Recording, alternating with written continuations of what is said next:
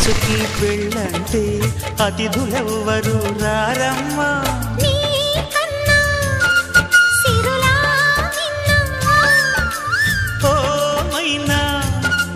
మన మనవును మెచ్చిన మనసులు పెట్టిన సుముహూర్తం ఇది.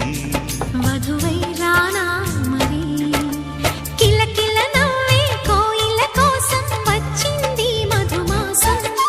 మిలమిల మెరిసే చంద్రుడి కోసం తెర తీసెను సాయంత్రం. జోలగా లాలించగా నీ నీడ దొరికింది.